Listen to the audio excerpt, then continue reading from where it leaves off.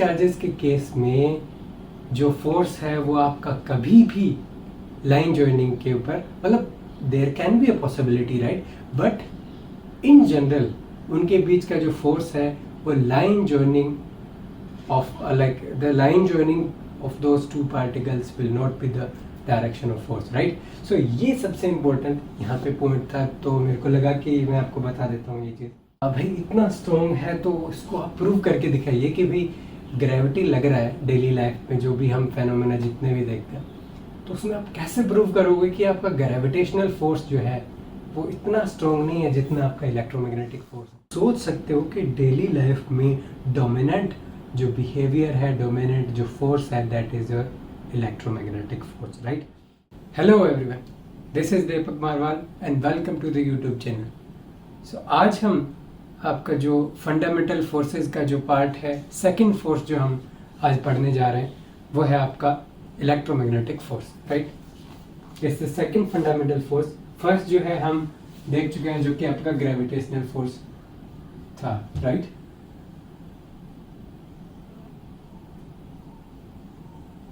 Electromagnetic force. अब electromagnetic force जो है ये फोर्स कब लगेगा, जब आपके पार्टिकल्स हैं, पॉइंट पार्टिकल्स हैं और चार्ज ऑब्जेक्ट अगर है आपके पास राइट. सो इसका कंडीशन क्या आ गया कि they should be charge right. So between charge object,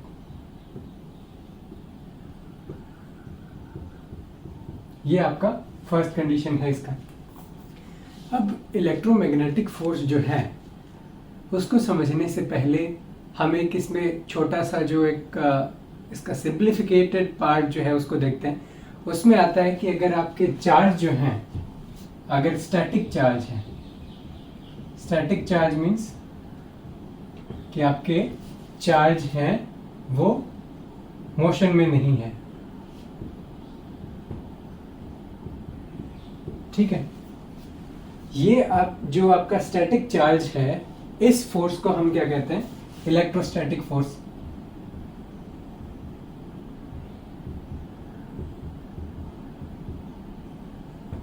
ठीक है. अब ये जो फोर्स है ये आपका जो इसका जो एक्सप्रेशन है वो कुलाम ने दिया था राइट. सो ये जो फोर्स है इसका एक्सप्रेशन कुलोम ने दिया था और कुलोम्स लॉ राइट. अब इसका जो एक्सप्रेशन है वो सेम है आपके जो ग्रेविटेशनल, सिमिलर है उसके जैसा ग्रेविटेशनल लॉ जो हमने देखा था गिवन बाय न्यूटन. सो इसके अंदर हम क्या एज्यूम करते हैं कि हमारे पास चार्ज पार्टिकल है, it is Q1 charge and here we have Q2 charge right. अब इनके बीच का जो डिस्टेंस है that is let's say r right. अब ये जो F इलेक्ट्रोस्टैटिक या फिर आप कह दो कि कूलम्ब फोर्स जो है that is directly proportional to the charges. It means हमने देखा कि भी अगर दो चार्ज है, अगर चार्जेस ज़्यादा होंगे तो फोर्स भी ज़्यादा होगा. और सिमिलरली अगर मैं इसी में इंक्लूड करूं, अगर यहाँ पे मैंने यहाँ पे r² भी लिखा दिया, इट मीन्स डिस्टेंस के स्क्वायर के इनवर्सली प्रोपोर्शनल हो गया फोर्स जो है. इट मीन्स अगर डिस्टेंस बढ़ेगी देन फोर्स जो है आपका डिक्रीज होगा राइट. सिमिलर एक्सप्रेशन हमने देखा था ग्रेविटेशनल लॉ में राइट. इट मीन्स सिमिलैरिटी है दोनों में एक तरीके से राइट. अब एक सिमिलैरिटी हमने ये देखी कि मान लीजिए ये आपका m1 मास है और यहाँ पे ये आपका m2 मास है राइट. इनके बीच का डिस्टेंस r है और हमने बोला कि जो आपका फोर्स है, अगर मैं डायरेक्शन की बात करूं तो वो जो फोर्स का जो डायरेक्शन है वो इस लाइन के ऊपर ही होगा. ओके. सो फोर्स, ये वाला पार्टिकल इस पार्टिकल के ऊपर फोर्स किस डायरेक्शन में लगाएगा, अट्रैक्टिव फोर्स लगाएगा राइट. इट मीन्स ये जो ग्रेविटी है ये आपका ओनली अट्रैक्टिव फोर्स होता है राइट.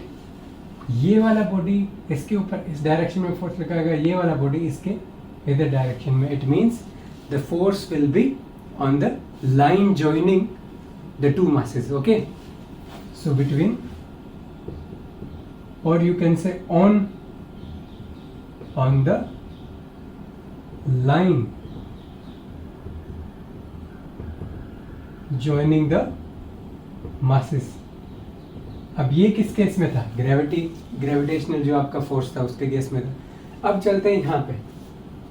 अब यहाँ पे अगर मैं बात करूं आपका इलेक्ट्रोस्टैटिक जो फोर्स है, इसमें आपका क्या रहता है? सेम रहता है force direction as of gravitational force. It means इसमें भी क्या रहेगा? लाइन ज्वाइनिंग जो है, line joining the charges। Okay, so ये एक इम्पोर्टेंट पॉइंट था। मैंने सोचा कि फोर्स एक वेक्टर क्वांटिटी है तो उसको हम फोर्थ चैप्टर में ज़्यादा डिटेल में डिस्कस करेंगे, जहाँ पे वेक्टर्स को डिस्कस करेंगे। But then I thought that I should let you know कि डायरेक्शन एक बार थोड़ा बता देते हैं, ताकि ना एक इम्पोर्टेंट पॉइंट था, तो मैंने सोचा कि वो आने से पहले एक बार थोड़ा बता देते हैं कि ये जो फोर्स है अट्रैक्टिव है। अब यहाँ पे देखिए, फोर्स का डायरेक्शन तो हमें पता लग गया कि इलेक्ट्रोस्टैटिक है, अगर चार्जेस स्टैटिक हैं, राइट, इसका जो वेलोसिटी है वो जीरो है, इसका भी वेलोसिटी क्या है? जीरो है। और एक चीज और है, यहाँ पे ये जो चार्जेस हैं, यहाँ पे जो हमने कूलॉम फोर्स में जो करा, ये हम अज्यूम कर रहे हैं कि they are point charges. It means जो चार्ज है वो एक पॉइंट पे रहेगा, राइट। इट डजंट मीन कि जो मास है वो एक तरीके से एक पूरा वॉल्यूम कवर करेगा। तो हम अज्यूम कर रहे हैं कि यहाँ पे ये जो है, ये मासेस जो है वो पॉइंट मासेस की तरह बिहेव करेंगे और ये चार्जेस भी पॉइंट चार्ज की तरह बिहेव करेंगे। तो ये हम अजम्पशन लेके चल रहे हैं, तो उनके बीच के डिस्टेंस ताकि क्या है, ईजी रहे बताना एक तरीके से। तो ये तो स्टैंडर्ड एक तरीके से हुआ। अब एक बेसिक सा चीज भी आता है कि चार्ज क्या होते हैं। तो बेसिक आपको बता देता हूँ कि चार्ज क्या है, कि जैसे एटम्स के बारे में हमने सबने देखा है कि उसमें क्या होते हैं, इलेक्ट्रॉन्स होते हैं, प्रोटॉन और न्यूट्रॉन होते हैं, राइट। अब जो दो बॉडीज अगर हमारे पास है, अगर हम उसको रब करते हैं तो आपने बहुत बार देखा होगा कि क्या है, वो एक दूसरे को अट्रैक्ट करने लग जाती हैं। फॉर एग्जाम्पल, हमने पेन लिया, इफ यू रब इट, और हम जो अपने पेजेस हैं नोटबुक के, वो अगर छोटे छोटे पीसेस में रखते हैं, then we try to like attract those pieces, तो वो क्या होता है, अट्रैक्ट हो जाते हैं इस पेन से। अब इट मीन्स कि जो रबिंग हमने किया उसकी वजह से क्या हुआ कि there is a transfer of electrons from one body to the another, right. So इसकी वजह से क्या हुआ कि ये इसके अंदर इलेक्ट्रॉन्स ज़्यादा हो गए या फिर कम हो गए, both possibilities are there, right. अब जैसे मैं किसी दूसरे ऑब्जेक्ट को लेके जाऊंगा, तो इलेक्ट्रॉन के बीच में, या फिर जो आपका इलेक्ट्रॉन अगर उस बॉडी से लीव किया, देन हम उसको कहते हैं कि वो पॉजिटिवली चार्ज है। और इलेक्ट्रॉन अगर किसी बॉडी के ऊपर आया है, then we say it is a negatively charge, because electron are negative, right, in charge, right. So ये जो अट्रैक्टिव फोर्स है, अगर हम दो ऑब्जेक्ट को देखें, और ये सेम चीज़ अगर हम देखें तो ये एक रिपल्सिव फोर्स भी हो सकता है। जैसे ग्रेविटी हमने देखा कि ओनली अट्रैक्टिव हो सकता है, बट चार्ज से जो फोर्स लगेगा, इलेक्ट्रोस्टैटिक जो फोर्स लगेगा, दैट कैन बी अट्रैक्टिव और रिपल्सिव। ओके, अब ये किस तरीके से, अब ये देखो, ये जो मैंने एक्सप्रेशन लिखा है इसको कंप्लीट कर देते हैं। मैंने बताया आपको कि प्रोपोर्शनैलिटी साइन अगर आप रिमूव करोगे, then what you will have कि यहाँ पे इलेक्ट्रिक, अगर मैं यहाँ पे लिखता हूँ electric force, that will be, there will be a constant and Q1 Q2 divided by R square. अब ये जो कांस्टेंट है इसकी वैल्यू कितनी होती है, K इज इक्वल टू, यहाँ पे 9 इंटू 10⁹। अब यहाँ पे इसका यूनिट क्या हो जाएगा, न्यूटन इंटू मीटर स्क्वायर पर कूलम स्क्वायर। अब जो चार्ज है इसकी जो यूनिट है वो आपकी इससे लिखी जाती है कूलम, राइट। 1 कूलम चार्ज हम बोलेंगे, हम देखेंगे सेकंड चैप्टर में कि जो यूनिट्स हैं कूलम की चार्ज की वो क्या है। तो एक बार आप थोड़ा कंफ्यूज हो सकते हैं इस यूनिट में कि मैंने ये क्या लिख दिया, तो ये सेकंड चैप्टर में हम देखेंगे, तो वो कोई टेंशन नहीं लेनी उसकी, ठीक है। तो ये आपका कांस्टेंट का वैल्यू आ गया, जैसे मैंने आपको ग्रेविटेशन वाले केस में बताया था, राइट, सेम यहाँ पे आ गया। अब एक चीज़ है कि आप बहुत बार आप देखोगे कि K की जो वैल्यू है वो आप कुछ इस तरीके से भी देख सकते हो कि k is sometime given by 4 pi epsilon, so ऐसे भी आपका दिया हो सकता है। तो ये वाला जो एक्सप्रेशन है ये 12th क्लास में हम देखें, यहाँ पे थोड़ा आपको कंफ्यूज करना सही नहीं है एक बार के लिए कि ये एप्सिलॉन नोड क्या है, राइट, और यहाँ से 4 पाई और ये सब क्या है, राइट। सो एक बार मैं सिर्फ आपको मैंने सोचा कि आप बार लिख लीजिए एक बार इसको, k is equal to 1/4 by epsilon naught. So इसको हम जब 12th में डिस्कस करेंगे, क्योंकि वहाँ पे मोस्टली पोर्शन जो है आपका electrostatic, magnetostatic and electromagnetic theory, तो वो वाला पोर्शन वहाँ पे ज़्यादा आपका कवर हो जाएगा, राइट। सो एक बार इसको यहाँ पे बढ़ाएं। अब देखिए यहाँ पे आपका फोर्स आ गया। अब मैंने क्या बताया आपको कि ये जो फोर्स है उसका डायरेक्शन भी होता है, राइट। मैंने बताया कि लाइन जॉइनिंग है अगर चार्ज स्टैटिक है तभी। अब मान लीजिए कि चार्ज मैंने देखा कि Q जो है इट कैन बी पॉजिटिव और इट कैन बी नेगेटिव। अब यहाँ पे दो पॉसिबिलिटी आपके पास आ गई, राइट। अब यहाँ पे देखिए कि अगर Q1 Q2 दोनों पॉजिटिव हैं, फोर्स का साइन क्या आएगा, प्लस आएगा। If both are negative then minus minus is cancelled out, we will have force to be positive, right. But अगर एक चार्ज प्लस आ गया, दूसरा चार्ज माइनस आ गया, then what you will say the force is negative, and negative we define as there is a attractive force, right? So what you will say that same charge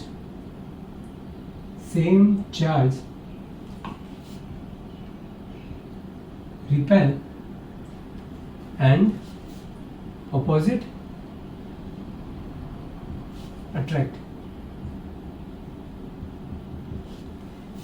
Okay, so एक ये इसके अंदर एक यहाँ पे एक इम्पोर्टेंट चीज़ मेरे को यहाँ पे लगा जो कि बताना चाहिए था, राइट। अब एक यहाँ पे एक और चीज़ है कि हमने डिस्कस किया कि अगर आपके चार्जेस जो हैं वो स्टैटिक हैं। अब एक क्वेश्चन आता है कि this is electrostatic, then why we are writing it to be electromagnetic force. अब ये तो है नहीं चार्ज आपका हमेशा स्टैटिक रहेगा, हमेशा जीरो वेलोसिटी पे रहेगा। अगर चार्ज आपके मूविंग है, राइट, अगर मान लीजिए मेरा यहाँ पे एक चार्ज है, ये मेरा चार्ज Q1 है और यहाँ पे मेरा चार्ज Q2 है। अब Q1 इस डायरेक्शन में जा रहा है मान लीजिए और Q2 इस डायरेक्शन में जा रहा है, तो यहाँ पे जो फोर्स है उसका जो वैल्यू है वो इतना नहीं हुआ। ये जो फोर्स का एक्सप्रेशन है ये एप्लीकेबल नहीं है, ये ओनली तभी एप्लीकेबल है जब आपके चार्जेस स्टैटिक रहते हैं, राइट। अब बात आती है कि इसमें क्या चीज़ आएगी, तो ये जो चीज़ है जब चार्जेस मूविंग कंडीशन में होंगे उसमें जो फोर्स लगेगा दैट इज इलेक्ट्रोमैग्नेटिक फोर्स। अब इसको इलेक्ट्रिक तो ठीक है, मैग्नेटिक अंदर क्यों आ गया।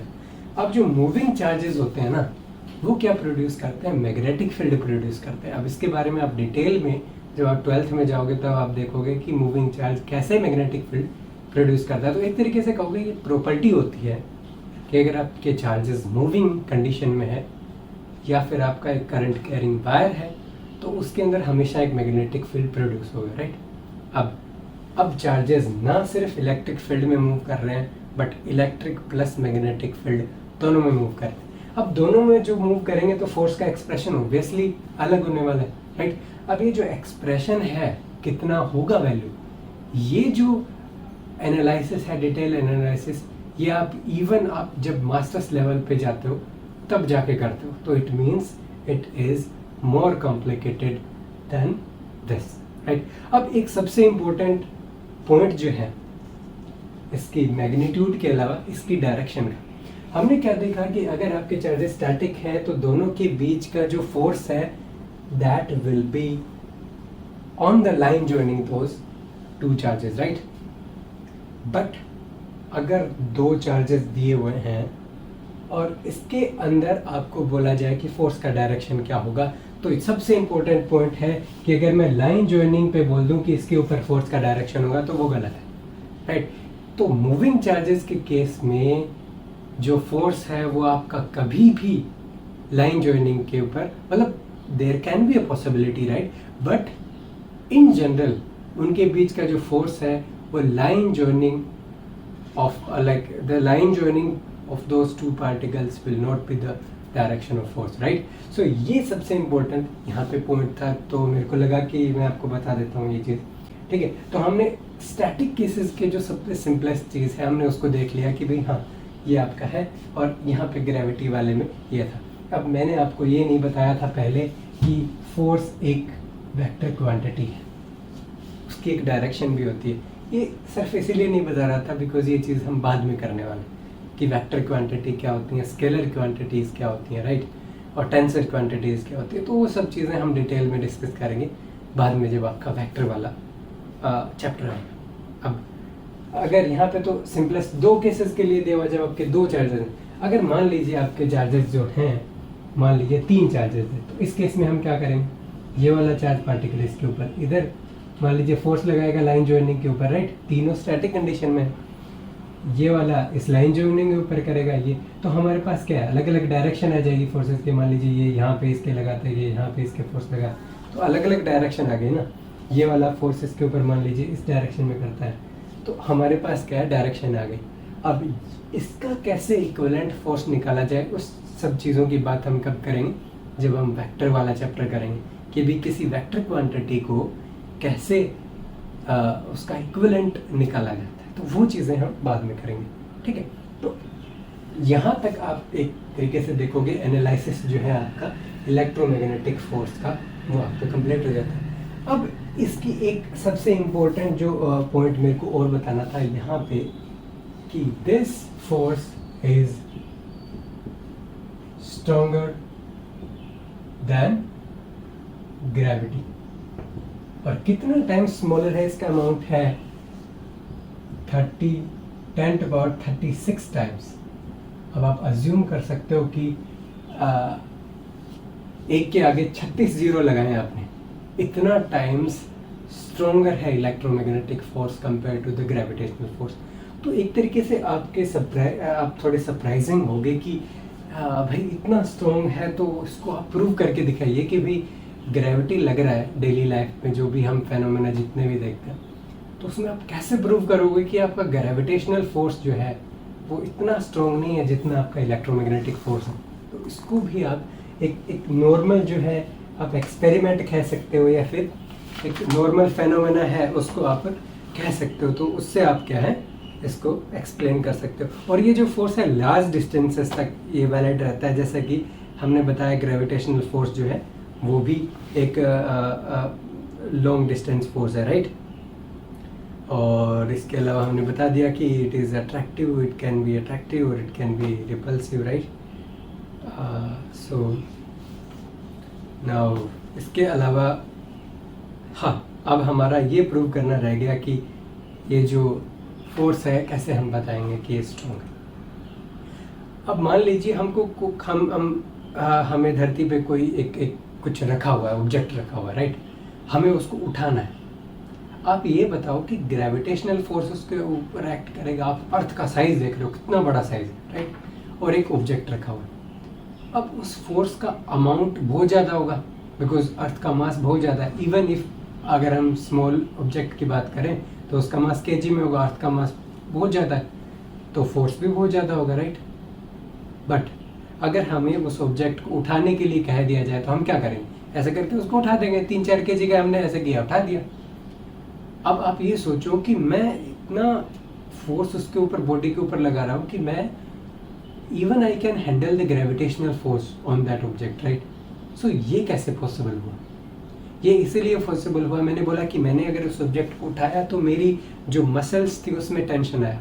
अब मैंने आपको पिछली क्लास में बताया था कि जब भी टेंशन की बात आए इट मीन्स जो मसल्स हैं या फिर जो अगर रोप है या फिर कोई भी सरफेस है उसके ऊपर क्या आएगा, जो चार्ज सेपरेशन आपका होगा, एटम्स से इलेक्ट्रॉन्स थोड़े से क्या होंगे, डिस्प्लेस हो जाएंगे, उसकी वजह से चार्ज क्रिएट हो जाएंगे। और चार्ज के बीच में आपको पता है कौन सा फोर्स लगता है, इलेक्ट्रोमैग्नेटिक फोर्स लगता है। इट मीन्स वो टेंशन जो था उसने हैंडल कर लिया पूरा का पूरा ग्रेविटेशनल फोर्स को, और इवन इलेक्ट्रोमैग्नेटिक फोर्स आपका स्ट्रॉन्ग है ग्रेविटी की, इसी वजह से मैं उस ऑब्जेक्ट को उठा पाया। दूसरी चीज़ मैंने आपको बताई थी कि जो आपका फ्रिक्शन फोर्स है जिसकी हेल्प से हम चल पाते हैं, और बहुत सारे इंस्ट्रूमेंट हैं फ्रिक्शन की हेल्प से काम करते हैं, और बहुत सारे ऐसे फिनोमेना जिनके लिए फ्रिक्शन इम्पोर्टेंट होता है। ये चीज़ आपने 10वीं क्लास में या फिर नॉर्मल जो बेसिक क्लासेस होते हैं उसमें देखा होगा कि क्यों फ्रिक्शन इम्पोर्टेंट है, क्या इसकी जो है ड्रॉबैक्स हैं, तो वो चीज़ें आप देख चुके हो। तो इट मीन्स फ्रिक्शन जो फोर्स है, टेंशन जो फोर्स है, या फिर नॉर्मल फोर्स क्या होगा कि ऑब्जेक्ट आपने रखा हुआ है कहीं, ठीक है, अब उसके ऊपर एक फोर्स लगता है जो उसको स्टेबल लगता है। मान लीजिए अर्थ के ऊपर हमने यहाँ पे रख दिया, मैं थोड़ा नॉर्मल फोर्स शायद पिछली क्लास में नहीं बता पाया था आपको। तो नॉर्मल फोर्स में क्या होगा कि यहाँ पे मान लीजिए ऑब्जेक्ट रखा हुआ है अर्थ सरफेस के ऊपर, राइट। अब इस पे क्या होगा कि ये ऑब्जेक्ट अब सरफेस पे है, अगर इस पे ग्रेविटी ज़्यादा होती तो नीचे धंस जाता है ज़मीन में, but still it's staying on it's like position, right, because यहाँ पे ग्रेविटेशनल फोर्स लग गया, बट अर्थ जो है वो भी इसके ऊपर एक कुछ फोर्स लगा रही है, वो क्या होगा, नॉर्मल फोर्स होगा। तो ये मैंने सोचा कि नाम आया इसलिए मैंने थोड़ा बता दूँ इसको, बट इसको डिटेल में थोड़ा हम चैप्टर आपका 5th 6th चैप्टर जब करेंगे इसको काफ़ी डिटेल में करेंगे कि नॉर्मल फोर्स का वैल्यू क्या होता है, और ये सब चीज़ें हम बाद में डिस्कस करेंगे। तो it means atomic level, molecular level पर जो डोमिनेंट जो चीज़ है, जो डोमिनेंट फोर्स है, वो आपका इलेक्ट्रोमैग्नेटिक फोर्स रहेगा, अनलेस अगर आप न्यूक्लियर लेवल पे जाते हो। तो हम नेक्स्ट वीडियो में डिस्कस करेंगे आपके न्यूक्लियर फोर्स है, जिसमें स्ट्रॉन्ग न्यूक्लियर फोर्स भी आता है और एक वीक न्यूक्लियर फोर्स भी आता है, तो उसको हम थोड़ा डिस्कस करेंगे कि क्या चीज़ है। तो न्यूक्लियर लेवल पे अगर आप बहुत छोटे लेवल पे चले जाते हो, जब आपका जो स्टैटिक इलेक्ट्रोमैग्नेटिक फोर्स जो है उसका स्ट्रेंथ थोड़ा कम होता है उन फोर्सेस की वजह, तो उसको हम देखेंगे। अब जैसे कि मैंने बताया, टेंशन हो गया, फ्रिक्शन हो गया, नॉर्मल फोर्स हो गया, स्प्रिंग फोर्स हो गया, इन सब का जो मैकेनिज्म है वो आपका चार्ज सेपरेशन पे बेस्ड है। इट मीन्स इन सब फोर्सेस में कौन सा फोर्स आपका लगेगा, इलेक्ट्रोस्टैटिक इलेक्ट्रोमैग्नेटिक फोर्सेस के ऊपर लगे। अब दूसरी बात होती है, बहुत सारे फेनोमेना डेली लाइफ में होते हैं, केमिकल रिएक्शंस होती हैं, ठीक, मैकेनिकल, थर्मल, जितनी भी प्रोसेसेस होती हैं जहाँ पे जो मैकेनिकल मोशन होता है चीज़ों का, तो वो जो मोशन है उसके अंदर जो फोर्स लगेगा that is your electromagnetic force. तो आप सोच सकते हो कि डेली लाइफ में डोमिनेंट जो बिहेवियर है, डोमिनेंट जो फोर्स है, that is your electromagnetic force, right. अब एक छोटा सा एग्जांपल और है। मान लीजिए दो ऑब्जेक्ट रखे हुए, दो गुब्बारे थे मेरे पास, तो अब मैं उसको पकड़े हूँ, अब मैंने हाथ में पकड़ा है, दोनों अट्रैक्ट नहीं हो रहे, बट फिर मैंने क्या किया कि दोनों के ऊपर क्या एक रोड ली मैंने जो इसको चार्ज कर सकती है, मैंने दोनों को चार्ज किया, फिर मैं देख रहा हूँ कि दोनों या तो अट्रैक्ट होंगे या रिपेल करें। तो ये भी आपका एक एक्सपेरिमेंट प्रूव करता है कि आपका जो इलेक्ट्रोमैग्नेटिक फोर्स है that is much stronger then your gravitational force. Because अगर ग्रेविटेशनल फोर्स स्ट्रॉन्ग होता तो दोनों जो फोर्सेस हैं, जो दोनों गुब्बारे हैं, वो क्या है, अट्रैक्ट हो जाते हैं ओनली ग्रेविटेशनल फोर्स की वजह से। तो ये जो वीडियो है, आई थिंक इसने अच्छे से कवर किया है आपका जो टॉपिक है इलेक्ट्रोमैग्नेटिक फोर्स को। So and one more thing, I think it's also important कि अगर हमने बताया कि जो डेली लाइफ फिनोमेना है उसमें इलेक्ट्रोमैग्नेटिक फोर्स डोमिनेट करता है, तो ग्रेविटी कब डोमिनेट केस रहेगा। सो ये जो है, जो ग्रेविटी है वो आपका डोमिनेट जब करेगा जब आपका चार्जेस जीरो, राइट। जैसे अगर हम सेलेस्टियल ऑब्जेक्ट में जाते हैं, टेरेस्ट्रियल ऑब्जेक्ट जो है, सो जिसमें चांद तारे आपके रहते हैं, राइट। सो यहाँ पे लिख देता हूँ मैं,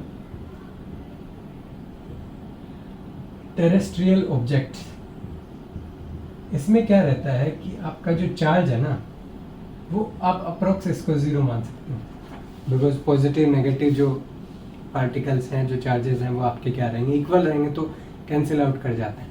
तो ये आपका टेरेस्ट्रियल ऑब्जेक्ट में क्या रहेगा, क्या ज़ीरो हो गया, क्यों ज़ीरो हो गया, अब चार्ज ज़ीरो है तब नहीं लगे। अब उन केसेस में टेरेस्ट्रियल ऑब्जेक्ट में क्या रहेगा, मासेस काफ़ी ज़्यादा रहते हैं उनके, तो उस केस में क्या होगा, आपका ग्रेविटेशनल फोर्स ज़्यादा होगा compare to this amount. I am just talking about the amount, I am not talking about the strength, right. Strength तो उतना ही है, अगर चार्जेस की बात करें और मासेस की बात करें तो स्ट्रेंथ तो इलेक्ट्रोमैग्नेटिक करेगा, बट एक्सिस्टेंस की अगर हम बात करें टेरेस्ट्रियल ऑब्जेक्ट में, तो जो इलेक्ट्रोमैग्नेटिक फोर्स है वो नहीं डोमिनेट कैसे होता, बट आपका जो ग्रेविटी है वो आपका वहाँ पे डोमिनेट करेगा, राइट। सो जो चांद तारे हैं उन सब में ग्रेविटेशनल फोर्स आपका डोमिनेट रहेगा। अब एक डेली लाइफ फेनोमेना है एक और मैं आपको बताता हूँ, जिसमें क्या होता है, लाइटनिंग इफेक्ट होता है। तो उसमें क्या होता है कि चार्जेस सेपरेट होते हैं, क्लाउड के अंदर आपस में फ्रिक्शन होता है जब हवा चलता है तब, तो उसकी वजह से एक टाइम बाद क्या होते हैं, सारे चार्जेस जो पॉजिटिव नेगेटिव हैं वो अट्रैक्ट होके क्या कर जाते हैं, रिकम्बाइन हो जाते हैं। उसकी वजह से क्या है, एक huge amount of energy release होता है, जिससे क्या होता है, लाइटनिंग इफेक्ट ऑब्जर्व होता है। तो लाइटनिंग इफेक्ट भी प्रोड्यूस होने का रीज़न क्या था, चार्जेस के बीच में फोर्स, और वो जो फोर्स है वो आपका इलेक्ट्रोमैग्नेटिक फोर्स है। तो ये आई थिंक काफ़ी इंटरेस्टिंग एक वीडियो लेक्चर था आपके इलेक्ट्रोमैग्नेटिक फोर्स के बारे में। सो नेक्स्ट वीडियो में हम बात करेंगे डिटेल में कि आपका जो मैग्नेटिक फोर्स, जो आपका न्यूक्लियर फोर्स है, जिसमें आपका स्ट्रॉन्ग न्यूक्लियर फोर्स है, वीक न्यूक्लियर फोर्स है, वो क्या होते हैं, वो कैसे काम करते हैं, किस वजह से काम करते हैं। और एक छोटी सी चीज़ और, यहाँ पे मैंने आपको पहले क्या बताया था, ग्रेविटी में ग्रेविटॉन होता है, इसके अंदर क्या होगी, तो दो चार्जेस के बीच में एक थ्योरी थी कि इनके बीच में भी ये फोर्स लगने का कारण ये है कि इनमें भी किसी पार्टिकल का एक्सचेंज, कोई पार्टिकल इसमें एक्सचेंज हो रहे हैं, और वो जो पार्टिकल हैं उनको हम क्या कहते हैं, फोटॉन्स। फोटोन पार्टिकल्स जो हैं उनके एक्सचेंज होने से आपका इलेक्ट्रोमैग्नेटिक फोर्स जो है वो प्रोड्यूस होता है। तो फोटोन क्या होता है, फोटोन होता है आपका इलेक्ट्रोमैग्नेटिक वेव जो है उसका क्वांटा, उसका particle, right. So that is photon, और उसके एक्सचेंज जो है वो आपका होता है चार्ज पार्टिकल के बीच में। तो ये एक इम्पोर्टेंट फैक्ट जो था, जो कि बताना ज़रूरी था। तो आई थिंक इस वीडियो के लिए इतना काफ़ी है। नेक्स्ट वीडियो में जैसे हमने बताया आपका न्यूक्लियर फोर्स डिस्कस करेंगे, और तब तक के लिए best of luck and will meet in the next video. Okay, thank you everyone.